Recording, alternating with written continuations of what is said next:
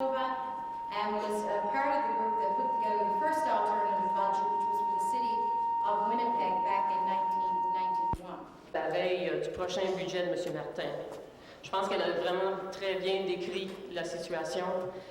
Puis c'est des informations très importantes qu'il faut retenir et aussi qu'il faut comprendre pour être capable. Ça fait quand même une partie importante pour nous d'être capable de comprendre et de démystifier ce qu'il y a dans le budget aussi. Je pense que ces informations sont très critiques.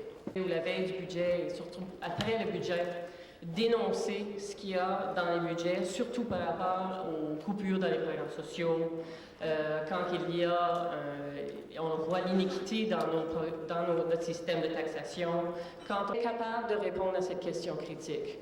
Et aujourd'hui, je crois qu'on a le droit d'être fiers de dire que ce n'est plus le cas. On ne peut plus se faire critiquer qu'on n'a pas de solution, qu'on n'a pas d'alternative, qu'on n'a pas de vision. Ensemble, collectivement, une série de groupes ont été capables d'amener cette alternative-là, mais il faut savoir s'en servir maintenant.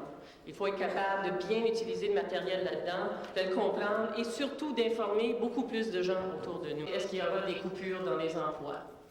Leurs emplois possiblement, les emplois de famille ou d'amis.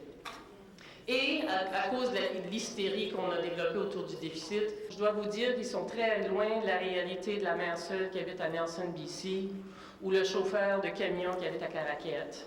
Puis c'est ça, un des problèmes grandissants qu'on a dans notre société, puis Linda l'a bien indiqué, c'est l'écart grandissant, le fossé grandissant entre les gens qui ont du pouvoir, qui sont parmi les bureaucrates, qui sont les politiciens, et parfois le défi de travailler sur le budget alternatif.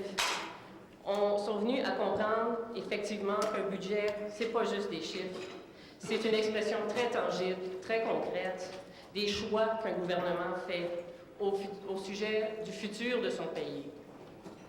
Quand on it just blows away a lot of people. Another piece that you might want to use, particularly if you're living in Ottawa, next week the Palladium opens down in the West End, and there are all kinds of fancy boxes for many of probably the high-tech companies in the West End as well, which is all fine and good, except that we know that taxpayers are going to be paying a big chunk of those boxes by virtue of the tax deductions.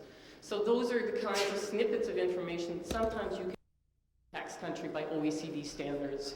And again, you have to have that information at hand. And Linda has pointed out as well, and we have to repeat it over and over again because that is a really prevalent myth. Social spending is not the cause of the deficit. And again, there's all kinds of material and data you can use for those people who are asking you those questions.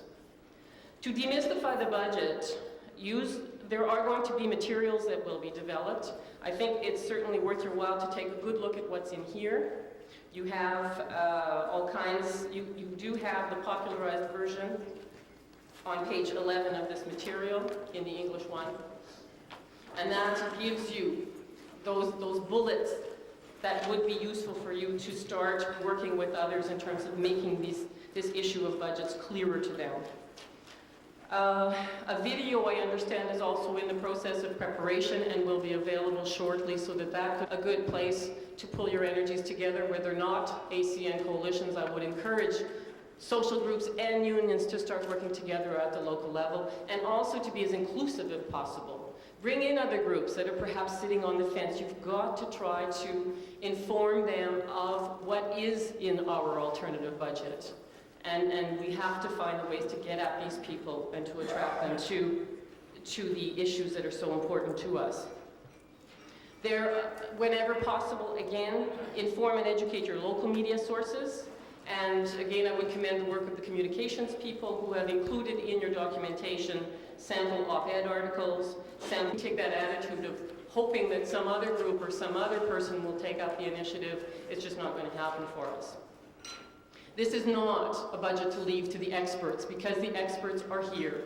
The experts are out there. The experts are in your community, and we have got to stop this notion that there are others that are going to take care of the budget. This is something that you really have to make belong to you.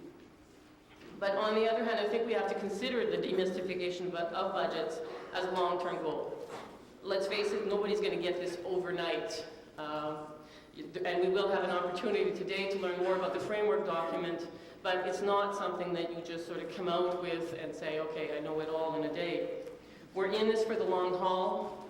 I think it's important for us to recognize we've got to do this year after year after year, because if we want to have an impact in terms of influencing a critical mass of people, we have to be consistent and we have to be out there. The other thing that's useful about learning to understand how a budget works is to know what choices, and to know what choices are available and what trade-offs need to be made. This often leads to other insights.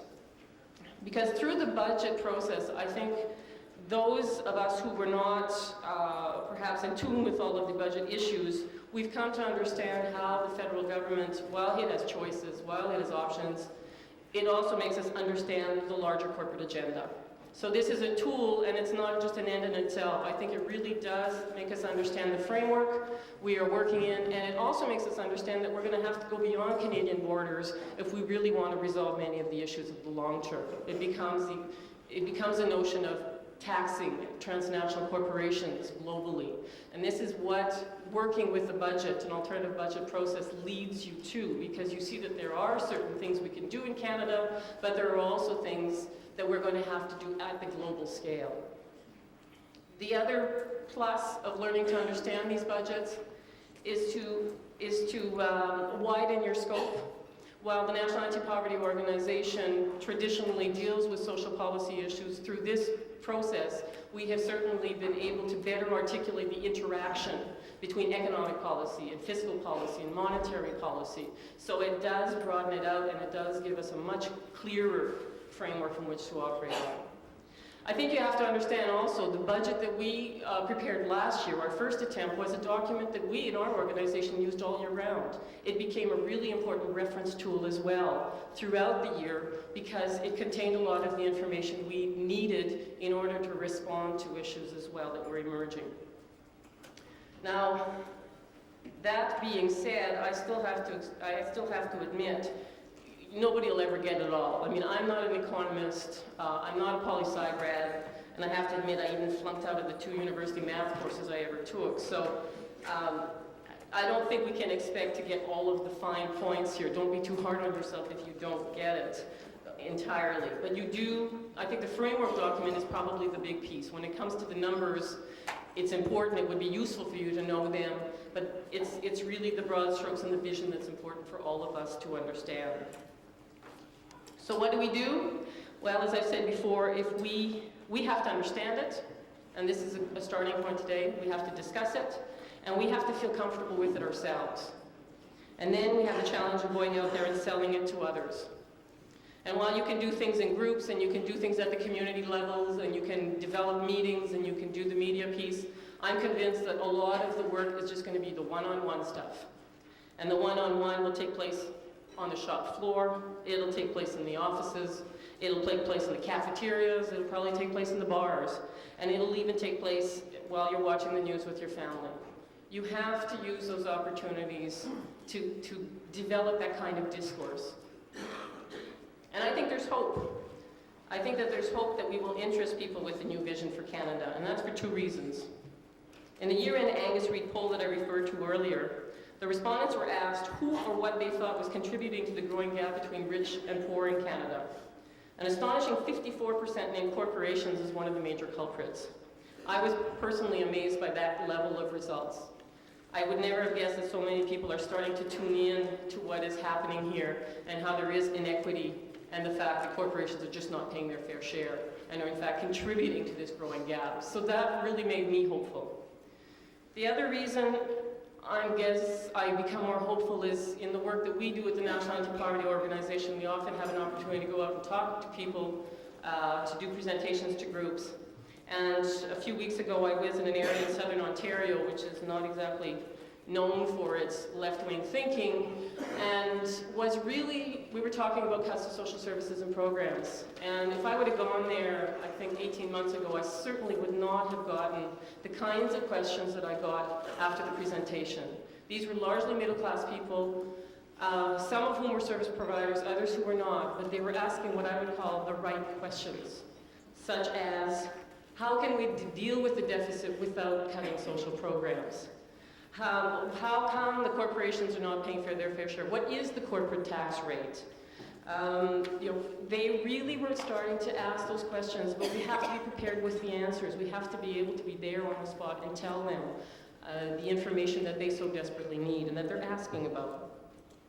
So if we're serious about turning the tide on this right-wing agenda that has become so totally destructive to many Canadians, and I think at the National Anti-Poverty Organization we can speak from that perspective. The people we represent are low income, and the impacts of the cuts in Ontario alone are horrendous, and we have to remember April 1st, 96 is the implementation of that next wave, or that first wave, of the cuts to social programs. And it's bad now. It's going to get really, really worse next year and the year after that. We can't see any other way here. So it's important for us to get out there and to say that there is an option. We've got a job to do. We've got to understand it. We've got to go out and talk about it.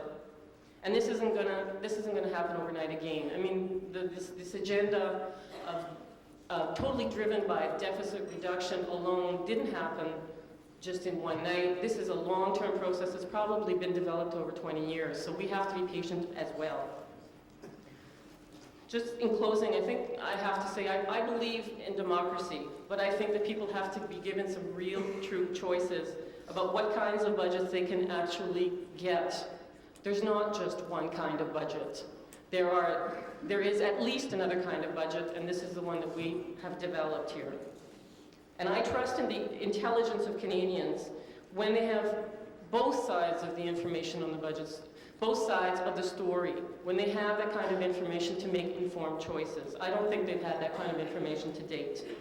I'm confident that they will see that what is in here is in the best interest for all of us, not just for one sector of society.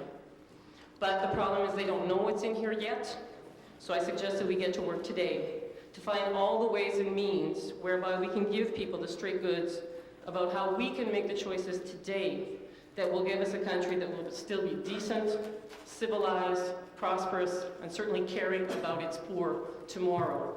Thank you.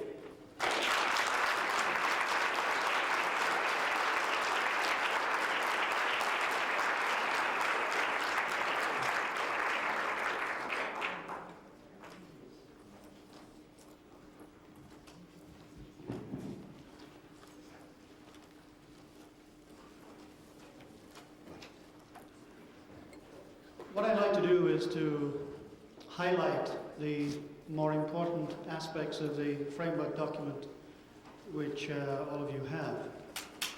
As you've heard, the framework document sets out in some detail the policy vision which will underlie the alternative budget when we release it in the middle of February. It's a vision that's been worked on for the best part of a year by, as you've heard already, a number of groups. It's the end product of a process of discussion, debate, compromise, and we think it's a vision which adds up and is serious and sensible. The next step of the exercise, as Bruce mentioned, will be to fit this vision into budget numbers and so on, which is a very difficult process, as those of you, many of you who have been responsible for the exercise this year and last year are fully aware. It is a very different policy vision from that of the federal government, and lays out in some depth the kind of society we would like to build and the kind of economy which will underpin that vision of society. And in doing this, we lay out what we see as the role of government in meeting social and economic goals.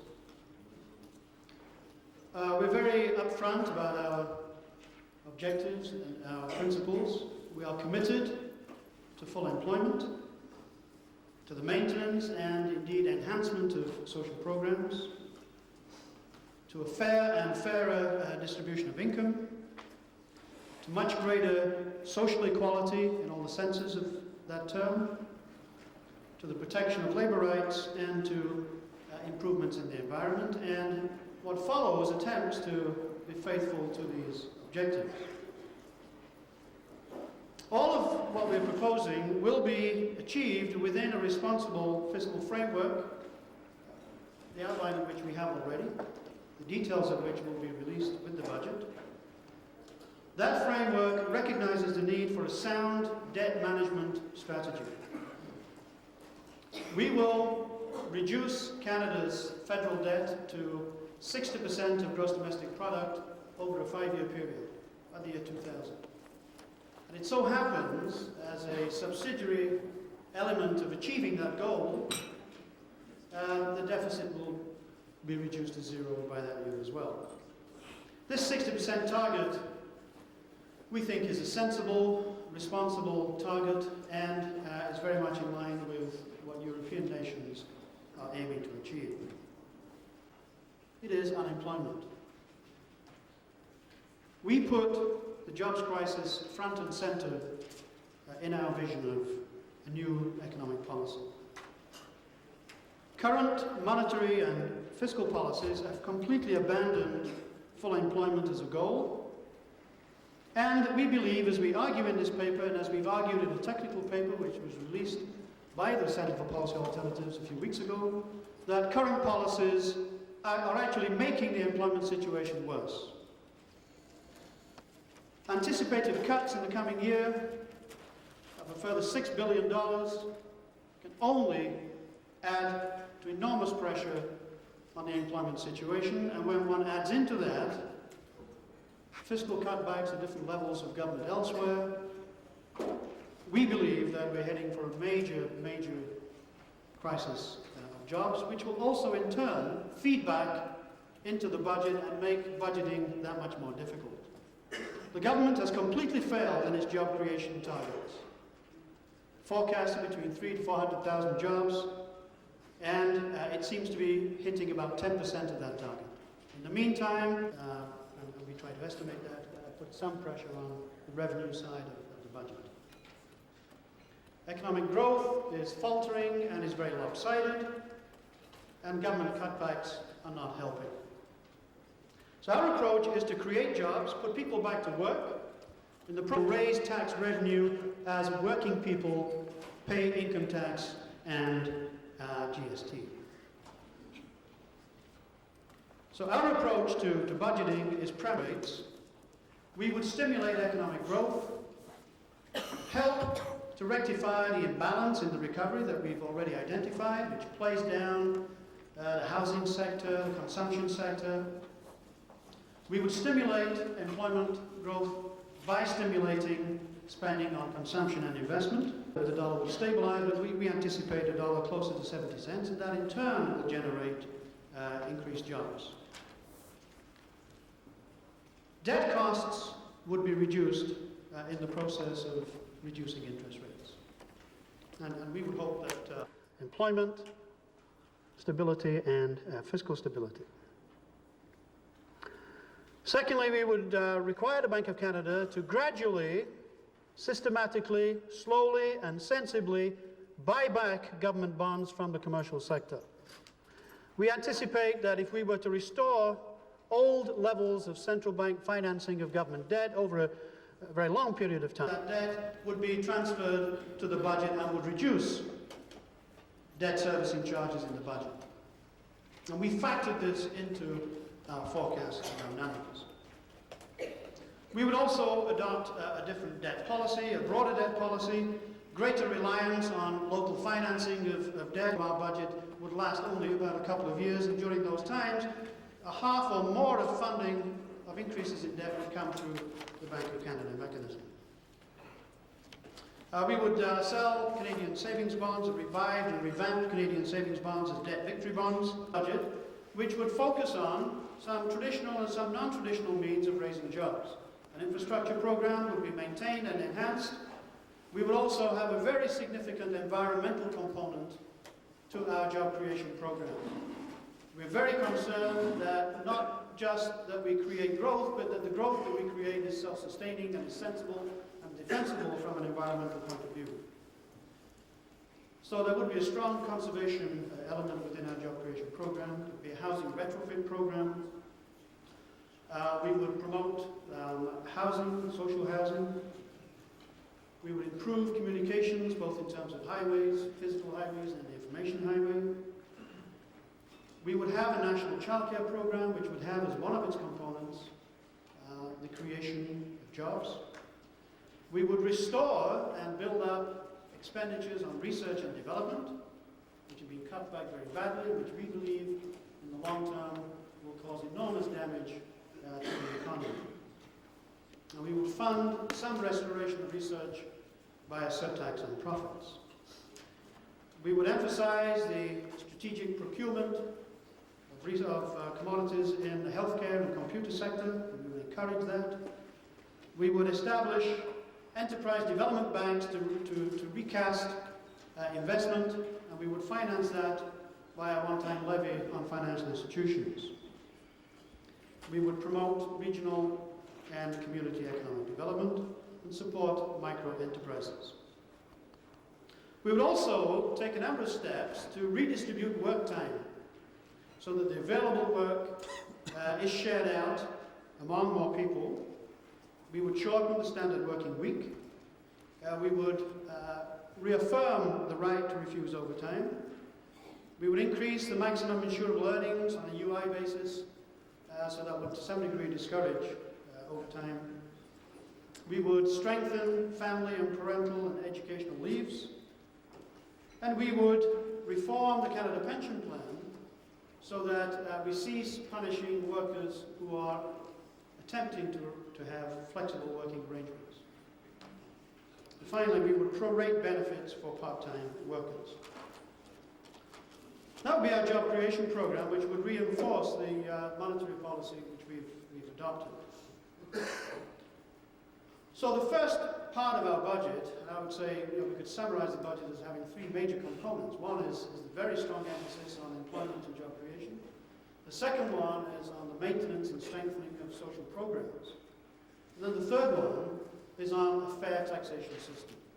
I've dealt with the first, I'd like to move to the second, social investment. The alternative federal budget rejects the Canada Health and Social Transfer, conceptually and in terms of its level of funding. We believe that amalgamating three quite separate types of financing into one pot is very counterproductive and quite damaging and very, very threatening indeed, especially to the poor.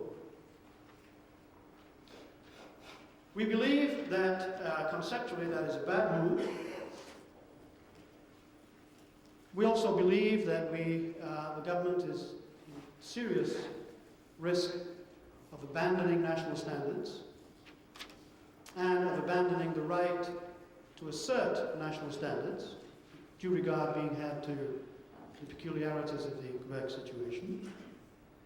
And we believe, in particular, that the CHST abandons one of the most significant aspects of the current cap, which is the cyclical nature of the Canada Assistance Plan. As the demand for social assistance rises with the poor performance of the economy at the present time, there is an automatic increase in the amount of money which is made available. This helps to stabilize the economy as well as to put food on the table of those in need. The CHST abandons that cyclical aspect. And secondly, of course, the CHST is simply a front for making massive cuts to social programs. And you can dress it up however you want, but the bottom line is there and there to be seen by all. There will be a $4 billion cut in social programs in the coming year, and more to follow. We believe that it is desirable and possible to stop the erosion of social programs. We believe that we have responsibilities under the United Nations Declarations of Human Rights to do that. And we outline a way of doing that. Instead of the CHST, which we reject categorically, we would assert the need for social investment funds, each with its own standards, each with its own financing mechanism, and each with its own tailoring to the problem at hand. We would propose, therefore, a number of funds under the general heading of a National Social Investment Funds. First one would be a healthcare fund. which would set transfers for health expenditures to provinces at the 1994-95 level and then raise them on a 3-year moving average basis in line with per capita GDP growth and with some minimum guarantees with regard to tax levels in each province. We would reaffirm national standards in healthcare. We would promote the improved delivery of the healthcare system, healthcare services. We would emphasize community and preventive health. We would consider changing the remuneration system for doctors, putting them on a salary or capitation basis. And we would strengthen healthcare services in this country by introducing a new national pharmaceuticals program, which would also be tied in with reform of the patent legislation, which we believe would lead to significant savings for consumers. So we would phase in as funding allows, and this would have to be determined in the next couple of weeks just how much it does allow, we would phase in provision for a national drug program, which would give assistance to low-income Canadians to purchase pharmaceuticals. We would establish a post-secondary education fund which would operate on very similar lines to the health care fund. It would have national standards, which we don't have at the present time. We would argue for a new higher educational act, a national act. We would set funding to education at 94-95 levels and index it according to GDP per capita on a moving average basis. The national standards that we would argue for in the Act, which would be reflected in the Act as they are in health, would be public administration of post-secondary health, accountability, comprehensiveness, accessibility, and transferability. We would gradually, as resources permit, move towards a system of grant funding and away from loan funding of post-secondary students. And we have a number of proposals to strengthen, to reverse the decline in post-secondary education for First Nations people and to strengthen that system. We would also have an income support fund which would replace and build on the old cap, but with some very different and, we believe, interesting principles. We've maintained this at the 1995-96 level to begin with, but it would be a cyclical kind of fund which would move with the level of employment. It would be 50-50 funding with the province founders. And we would, as part of this program, ensure greater access to childcare, which is also very important for single mothers. And we would make provision for training dollars, which are very, very inadequate for people on social assistance. At poverty reduction, we would improve the GIS portion of federal transfers to seniors. We would strengthen CAP rather than undermine it. And we would reform the RRSP system to reduce tax breaks for, if I can use this term, the rich. We would have a UI fund. The UI portion of the document is very well argued. I think if you look at that, you see the direction we're taking. We reject the recent so-called reforms of the UI fund, which we see mainly as an attempt to raid the fund and also an attempt to complicate and bureaucratize what ought to be a fairly straightforward insurance fund. We would oppose reducing contributions. We would oppose reductions of benefits. We would oppose the movement to multiple rates. We oppose the introduction of family income testing. These are going to reduce access to UI from a high of 87% of the unemployed in 1990 to about 40%. So in other words, only 40% of people on unemployment will eventually have access to UI as a result of these so-called reforms.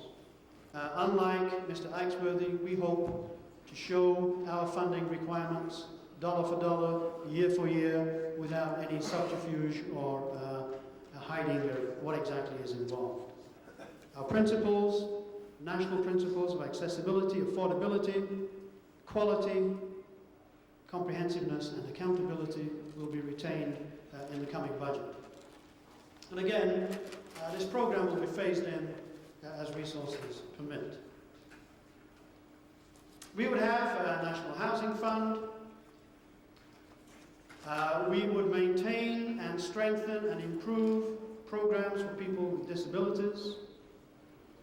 We have a program which recognizes some of the pressing problems in healthcare and self-government of First Nations and Aboriginal peoples. We would abolish the immigrant head tax and restore services to immigrants. And we would restore the Human Rights Commission and also employment equity, which has been very severely undermined in the last 12 months. How will we do all of this and reach the debt target of 60% of GDP by the year 2000? Well, first of all, we have to phase in some of these expenditures. We have to debate these in the next 2 weeks, and we go through the same process, this collective process that we went through last year, of cutting our coat according to our cloth. But I should point out to you that the starting point for our exercise will be the level of government spending in 1994.